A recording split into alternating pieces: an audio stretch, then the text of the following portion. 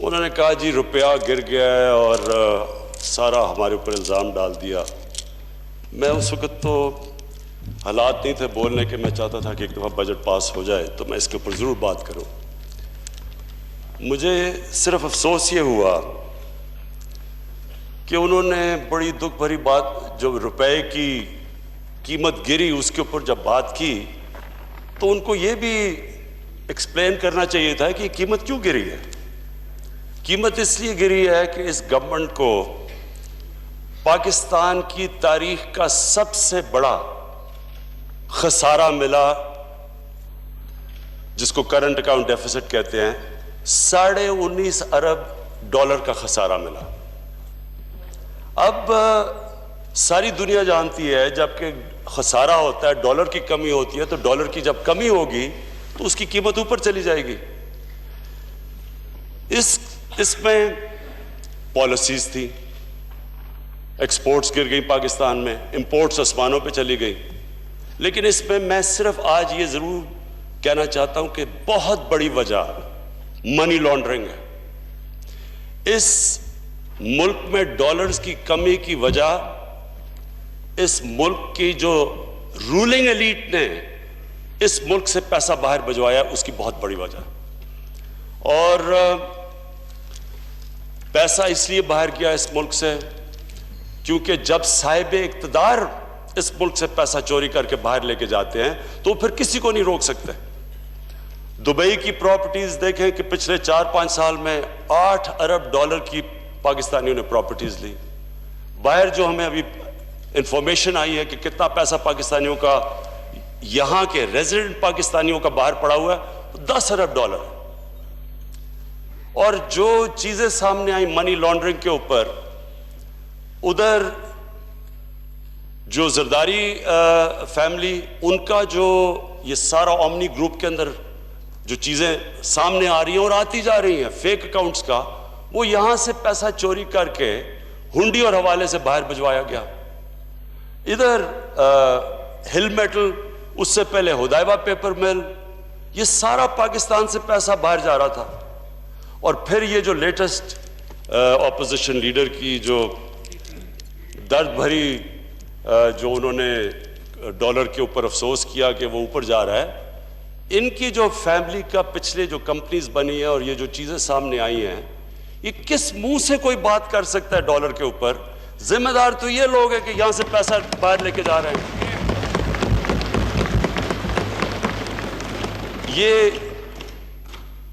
یہ اسمبلی، میں برطانیہ میں 18 سال کی عمر میں گیا اور میں نے سارا جو Westminster type of democracy کو دیکھا بڑے قریب سے. اور میں نے جو اس کے اندر جو سب سے امپورٹنٹ چیز اس ڈیموکریسی میں دیکھی کہ پبلک، جو پارلیمنٹ کا کام تھا کہ پبلک کی مفادات کی حفاظت کرنا، اس لیے ان کو پبلک ریپرزینٹیٹیوز کہتے ہیں، پبلک کو ریپرزینٹ کرتے ہیں اسمبلی کے اندر. یہ کمال اس اسمبلی میں ہوا ہے اور بڑی فراخ دلی ہے ہم یہ سب جو یہاں بیٹھے ہوئے ہیں کہ ہم نے یہ اجازت دے دی، اور آپ نے بھی اسپیکر صاحب اجازت دے دی کہ وہ لوگ جن کے اوپر الزام ہے پبلک کے پیسہ چوری کرنے کا، وہ اس اسمبلی میں آ کے تقریریں کیسے کر سکتے ہیں؟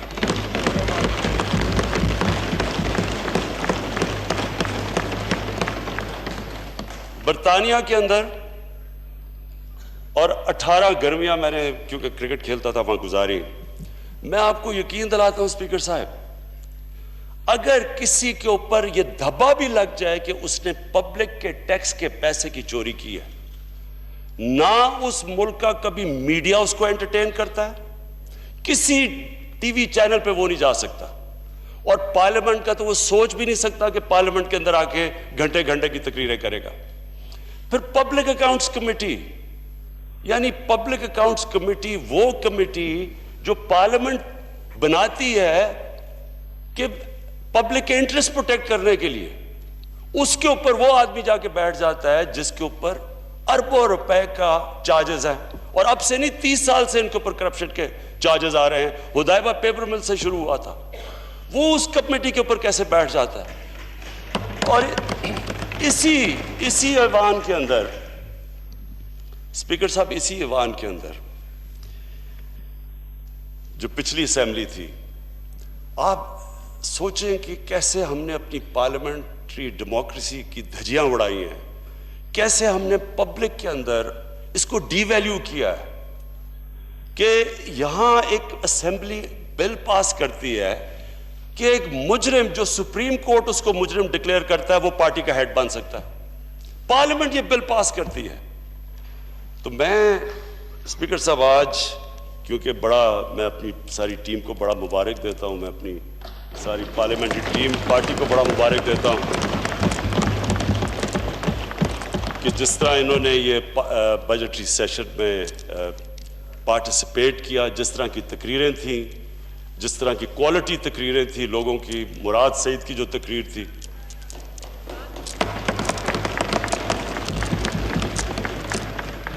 بڑی بات ہوئی سلیکٹڈ پرائم منسٹر کی۔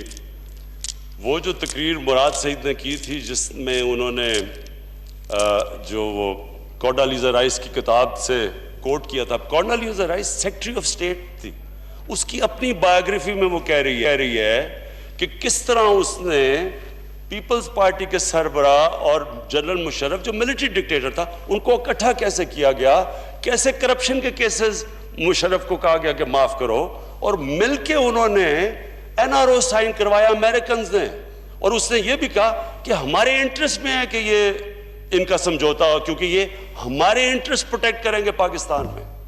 وہ آج سلیکٹڈ کی بات کر رہے ہیں، اور ادھر سلیکٹڈ کی بات کر رہے ہیں جن کو مینوفیکچر کیا تھا ملٹری ڈکٹیٹرشپ کی نرسری میں۔ تو میں اپنے لوگوں کو پھر سے مبارک دیتا ہوں، کوالٹی جو سپیچز کی تھی۔ میں خاص طور پہ آج میں حماد کو مبارک دیتا ہوں جس طرح اس نے کنڈکٹ کیا۔ ہمارا لیڈر ایمرج کیا ہے، ینگ لیڈر، اور اس کی کمپوزر اور جس طرح اس نے کنڈکٹ کیا، ہم سب، ساری ہماری پارٹی اس کو مبارک دیتی ہے، اور انشاءاللہ اس نے اپنے آپ کو فیڈرل منسٹرشپ ارن کر لیا اس کے بعد۔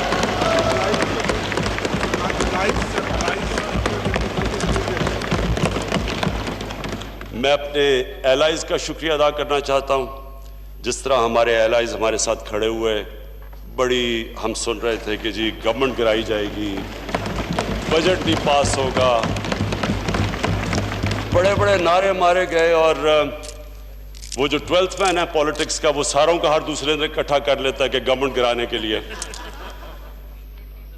اسپیکر صاحب، میں سمجھتا ہوں کہ پاکستان جو اپنے سب سے مشکل وقت جو اس گورنمنٹ کو جس طرح کی جو خسارے ملے، سارے پبلک کارپوریشنز ریکارڈ خسارے کر رہے تھے، ایک ادارہ نہیں تھا جس کا ریکارڈ خسارہ نہیں تھا۔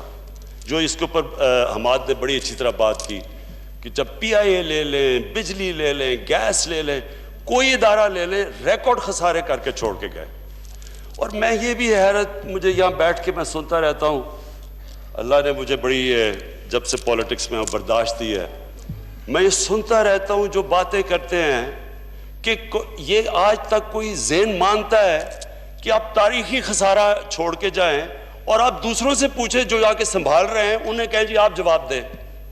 یہ کبھی سنا ہے کہ ایک گھر کے اوپر کوئی ایک گھر کا فرد ایک گھر کو مقروض کر کے چلا جاتا ہے اور جو بیچارے گھر والے ہوتے ہیں ان سے پوچھتا ہے کہ جی بتاؤ آپ نے یہ کیا گھر سے؟ یہ کبھی ہوا ہی نہیں ہے کہ آپ ریکارڈ ڈیفیسٹ چھوڑ کے جائیں۔ اور صرف ایک چیز ہے، آپ جب کوئی بھی اگر اکانومی کو پتہ چلوانا ہے کہ وہ اچھا کر رہی ہے برا کر رہی ہے، سرپلس میں ہے یا ڈیفیسٹ میں ہے، آپ نے ملک کا پتہ چلانا ہے، جتنی بھی انٹرنیشنل کریڈٹنگ ایجنسیز ہیں، موڈیز ہیں یا جو بھی، وہ صرف ملک میں ایک چیز دیکھتی ہے کہ کیا آپ کا امپورٹ اور ایکسپورٹ، آپ کا کرنٹ اکاؤنٹ، کیا وہ بیلنس ہے، خسارے میں یا سرپلس میں ہے۔ تو جب بھی ایک اکانومی خسارے میں ہوتی ہے، اس کا مطلب کہ اس کے حالات برے ہیں۔ جب وہ ریکارڈ خسارے میں ہوتی ہے، اس کا مطلب اس کا ریکارڈ سب سے برا ہے، اور جو خسارے میں چھوڑ کے گئے ہیں وہ جواب ہمارے سے طلب کر رہے ہیں اور ہمیں بلیم کر رہے ہیں کہ جی آپ نے یہ ملک سے کیا کیا۔ اور پھر وہی نیلسن منڈیلا کی فیک آواز کے اندر کہ جو روپیہ گر گیا، پتہ نہیں روپیہ کدھر گر گیا، ذمہ دار تو آپ ہیں اس کے.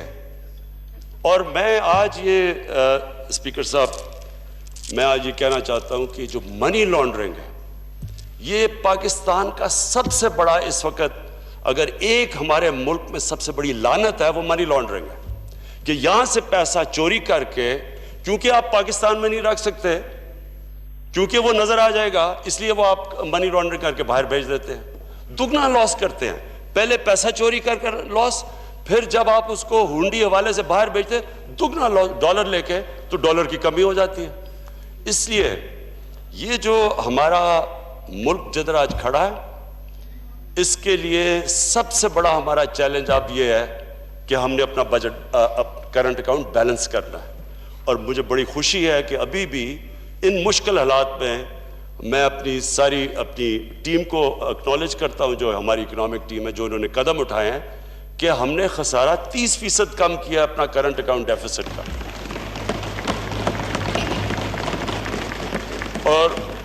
اور جو دوسرا ہم منی لانڈرنگ کے اوپر پورا اب آپ دیکھتے رہیں گے کہ پورا کریک ڈاؤن آئے گا. اس کے اوپر اب ہم پورے قدم اٹھا رہے ہیں کہ کسی قسم کی جو بھی انہوں نے پہلے لوپ ہولز دیے ہوئے تھے منی لانڈرنگ کے، وہ انشاءاللہ سارے بند کریں گے. ہم اپنے اوورسیز پاکستانی کو ریمیٹنسز لیگل چینل سے پورا زور لگا رہے ہیں، اور ان کی ماشاءاللہ اوورسیز پاکستانیز کی ریمیٹنسز بڑھتی جا رہی ہیں.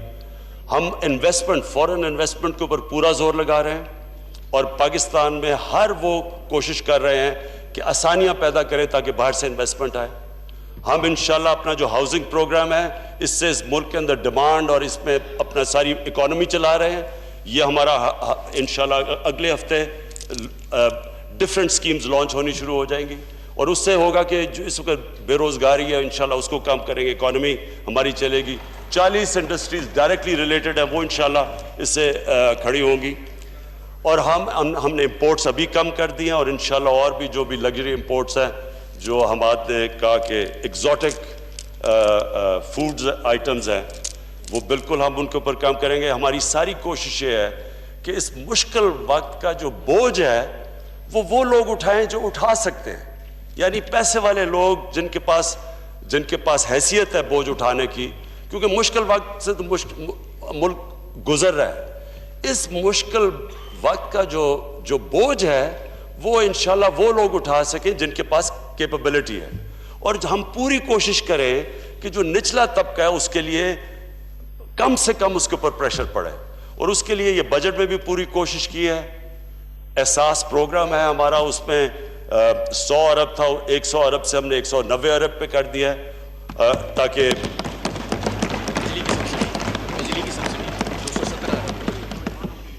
بجلی کی ہم نے سبسڈی دی ہے کہ جو 75% ہمارے جو کنزیومرز ہیں، جو نچلا طبقہ ہے، ان کے اوپر کوئی بوجھ نہ پڑے. اس کے لیے 217 ارب روپے کی ہم نے بجلی کی سبسڈی رکھی ہے.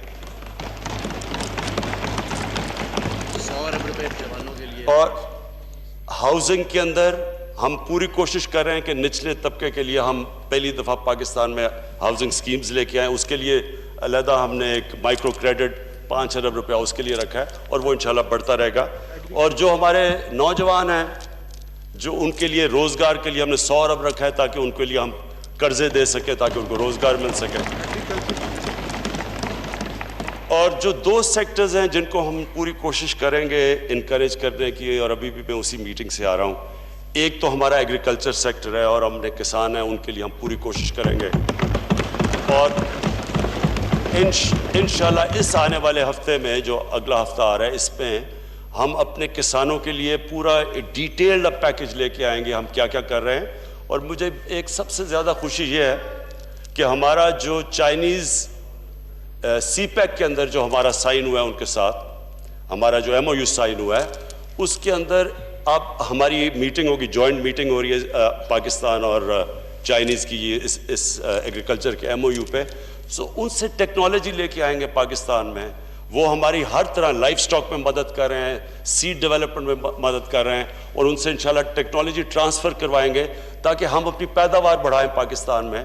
اور ہم اپنی خاص طور پہ جو لائف سٹاک میں، کہ پاکستان میں تقریباً سب سے کم دودھ کی پروڈکشن ہے، 6 لیٹر پر اینمل ہے، اور چائنا کے اندر 18 سے 24% ہے پروڈکشن. تو اگر ہم ڈبل بھی کر لیں تو ایک دم پاکستان کے اندر فرق پڑے گا. اور جو آخر میں سب سے امپورٹنٹ چیز ہے وہ ہے انڈسٹریلائزیشن. پاکستان میں جی ڈی انڈسٹریلائزیشن ہوئی ہے اور ہم دنیا آگے چلے گی، ہم پیچھے چلے گئے ہیں. اگر ہم نے اپنے نوجوانوں کو روزگار دینا ہے تو انڈسٹری سب سے امپورٹنٹ چیز ہے کہ جو ہم روزگار دے سکتے ہیں. دوسری چیز، ہم نے اگر ایکسپورٹس بڑھانی ہے اس کے لیے ہمیں انڈسٹریلائزیشن چاہیے. تو اس بار یہ انشاءاللہ ہماری انڈسٹری، ہماری بزنس کمیونٹی دیکھے گی کہ 1960 کی دہائی کے بعد یہ پہلی دفعہ ہے کہ ایک گورنمنٹ آئی ہے جس نے پورا زور لگایا ہے اپنی انڈسٹری کو اٹھانے کے لیے. تو ان مشکل حالات کے اندر بھی ہم نے انڈسٹری کے لیے انسینٹیوز کیے اور مزید ہم ان کو انسینٹیوائز کرتے رہیں گے. میں اسپیکر صاحب پھر سے آپ کا شکر گزار ہوں، اور میں پھر اپنی پارٹی کا خاص طور پہ، جس طرح آپ نے یہ سارا بجٹ کے اندر آپ نے الائز کا اپنی پارٹی کا خاص طور پہ شکریہ ادا کرتا ہوں کہ جس طرح انہوں نے جی مینگل صاحب آپ سب کا، اور انشاءاللہ بلوچستان کا میں یہ کہہ دوں جی، ہم نے یہ کبھی پاکستان،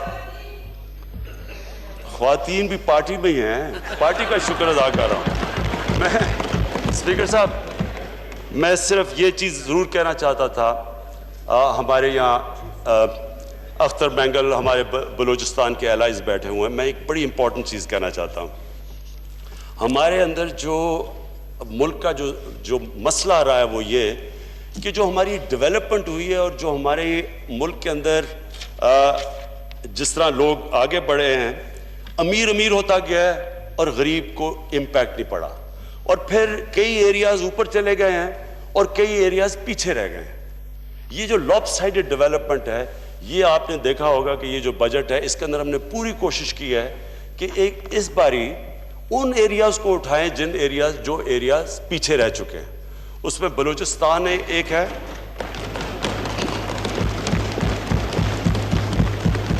اور میں یہاں، اور دوسرا فاٹا. میں ان دونوں کے لیے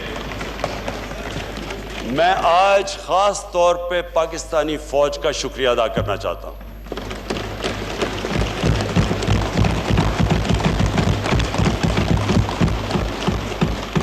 پہلی دفعہ پاکستان کی تاریخ میں یہ پہلی دفعہ ہوا ہے کہ اس کے باوجود کہ تھریٹس ہیں، اس کے باوجود کہ دہشت گردی ہے، اس کے باوجود کہ ہمارا ایسٹرن بارڈر اس وقت سیکیور نہیں ہے، ایل او سی کے اوپر فائرنگ ہوتی ہے اور ہمیں پتہ کیا حالات ہے.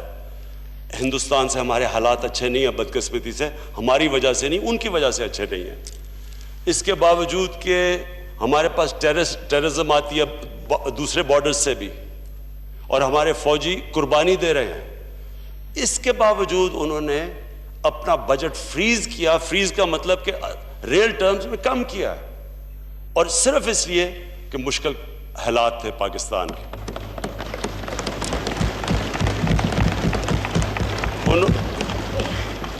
اور انہوں نے یہ دیکھا کہ گورنمنٹ بھی کوشش کر رہی ہے، ہم سب کوشش کر رہے ہیں.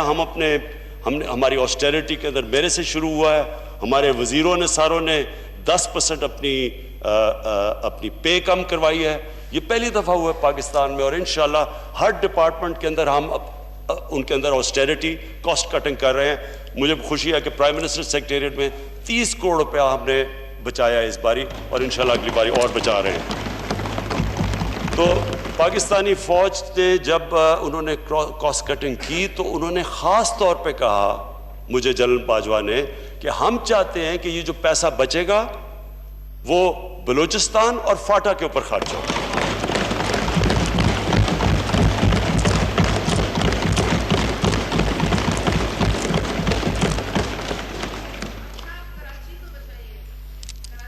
جنوبی پنجاب کراچی 45 ارب کا پیکیج ہے کراچی کا. میں چلیں ڈیٹیلز میں آپ کے ساتھ جائیں گے. کراچی کا بالکل ایک بہت بڑا ایشو بنا ہوا ہے. چلیں میں اس لیے کراچی کی بھی بات کرتا ہوں کیونکہ ہمارے الائز بھی ہیں.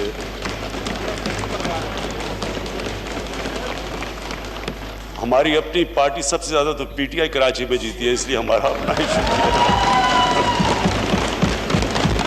ایلائز بھی ہمارے ہیں.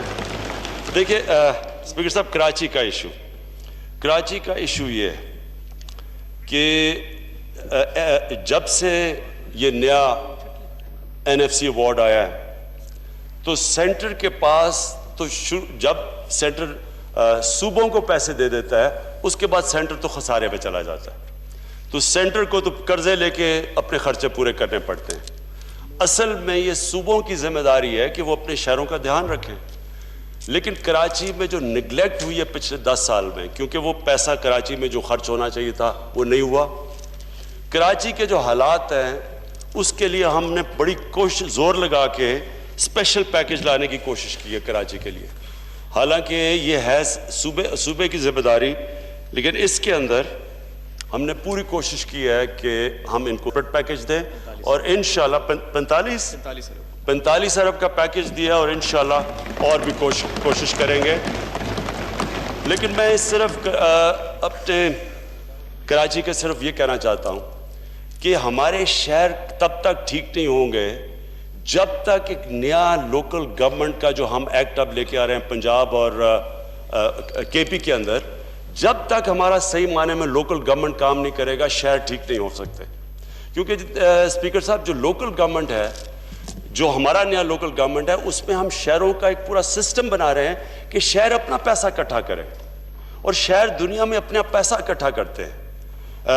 تہران جب ہم گئے تو ہمیں پتہ چلا کہ تہران 70 کروڑ روپیہ اکٹھا کرتا ہے اپنا، ان کو بجٹ کی طرف سے نہیں آتا، وہ خود تہران اکٹھا کرتا ہے. ممبئی تقریباً ممبئی کا جو ہم نے لاسٹ پتہ چلوایا تھا، وہ ان کا $1 ارب ممبئی اپنا ٹیکس اکٹھا کرتا ہے، اپنے ریونیو سے اکٹھا کرتا ہے.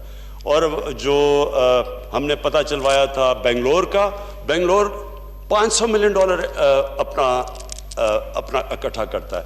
ہمارے اس وقت جو ہم نے جب چیک کیا تو کراچی مشکل سے $21 ملین اکٹھا کرتا تھا، اور جو لاہور ہے وہ $33 ملین اکٹھا کرتا ہے.